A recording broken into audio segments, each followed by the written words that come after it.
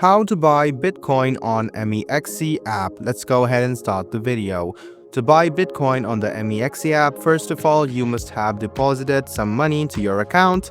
After you have logged into your account on your device, you can tap on markets. So you can find BTC right next to all of these symbols here like Ethereum, USDT. Go ahead and tap on BTC. This is Bitcoin, and you can see other symbols like ETH and other symbols as well. You can see according to the things you want. You can deep dive into it. After you deep dive, you can just go ahead and tap on any one of these that you want to buy. Tap on buy on the bottom left hand side. You can see the limit. You can just go ahead and tap on limit, increase the limit over here.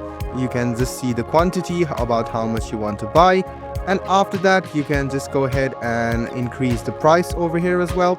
Then tap on buy.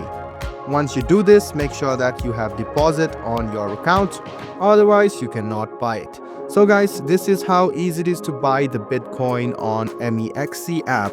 I hope this video was helpful for you. Like the video, subscribe to the channel, and do hit the bell button for more.